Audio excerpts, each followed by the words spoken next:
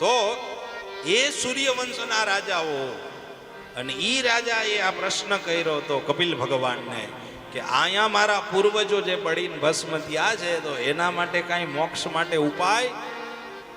ત્યારે કપિલ ભગવાને કહ્યું કે એના માટે એક જ ઉપાય છે કે તમારે ગંગાજીનું તપ કરવું પડે અને ગંગાજીને આકાશમાંથી પૃથ્વીમાં લઈ આવવા પડે અને ઈ જળ વડે તમે એનું તર્પણ કરો તો એનો મોક્ષ થાય. ઈ સમયે ગંગાજી પૃથ્વીમાં નહોતા, ઈ સમયે આકાશમાં હતા, અહીંયા બિરાજતા નહોતા, આકાશમાં હતા. એટલે ઈ સમયે આકાશમાંથી ઉતારવા માટે, સાંભળજો, જેના કિનારે તમે બેઠા છો એનો મહિમા અચૂક સાંભળવો જરૂરી છે અને જેની આપણને ખબર હોવી જોઈએ કે એ અંશુમાન ગંગાજીને તપ કરવા માટે ત્યાં બેસી ગયા અવતરણ કરવા માટે. તો એક પેઢીમાં તપ પૂરું ના થયું, અંશુમાનની આખી આયુષ્ય પૂરી થઈ ગઈ, ગંગાજી પ્રસન્ન ના થયા. એક પેઢીમાં ન પૂરું થયું. અંશુમાનનો પુત્ર દિલીપે તપ કર્યું, બીજી પેઢી આવી, જુઓ, દિલીપે તપ ચાલુ કર્યું, એનાથી પણ બીજી પેઢીમાં ગંગાજી પ્રસન્ન ના થયા, આખી આયુ પૂરી થઈ ગઈ.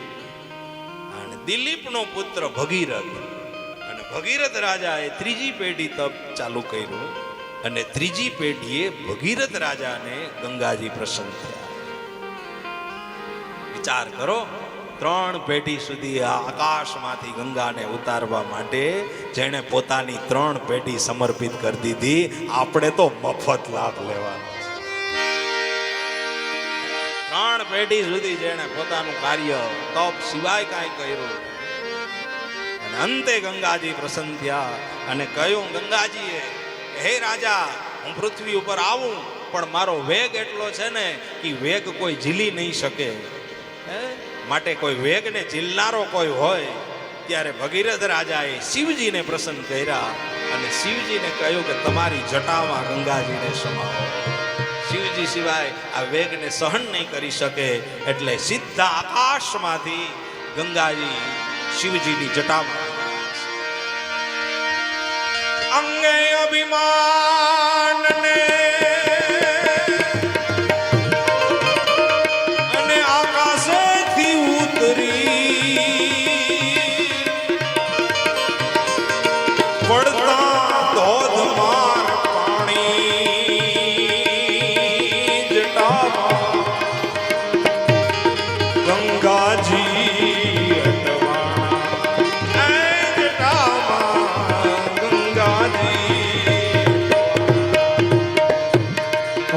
નદી સમ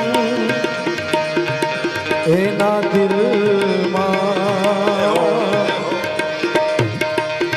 જોગીડે મુજને જાણી હે જી, જોગીડે મુજને જાણી.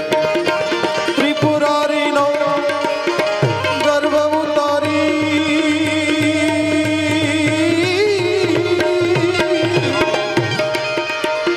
પુરારીનો ગર્વ ઉતારી એને પાતાળ લઈ જાય પાણી જટામાં ગંગાજી અટવાણી જટામાં ગંગાજી અટવાણી.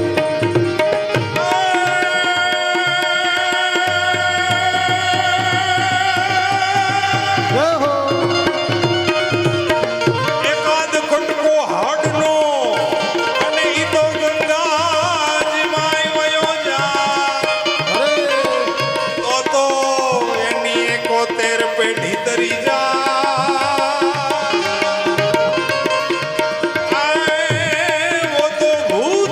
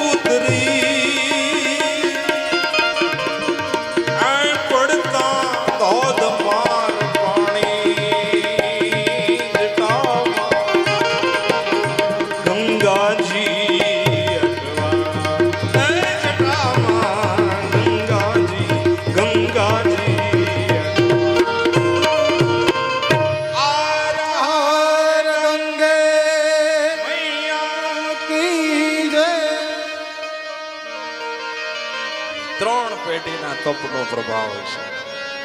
અને એના જલ વડે ભગીરથ રાજાએ તર્પણ કર્યું ને એના પિતૃઓનો ઉદ્ધાર થઈ ગયો. એ ગંગા આવે છે. આપણા ઋષિઓ તપ કરી કરીને ગયા ને એના આપણે તો તૈયારમાં બેહી ગયા છે. આ બધા આ શાસ્ત્રો રચીને ગયા છે, પાંદડા ખાઈ ખાઈને જેણે આવા વેદ લખ્યા છે, હે? અને એના આધારે આજે આપણે જીવી રહ્યા છીએ. આપણે તો બહુ આમ બધું રેડી જ છે, આમ ખાલી આમ લાભ જ લેવાનો છે. હા લાભ તોય નથી લેતા, બોલો તોય આમ અદબ વારીને બેઠો. હા હું હતું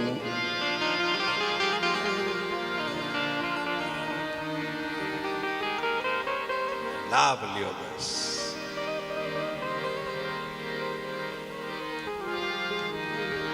ભગીરથ રાજા એટલે ભાગીરથી ગંગા. મૂળ ગંગા ભગવતપતિ. મૂળ ગંગાનું નામ છે ભગવતપતિ.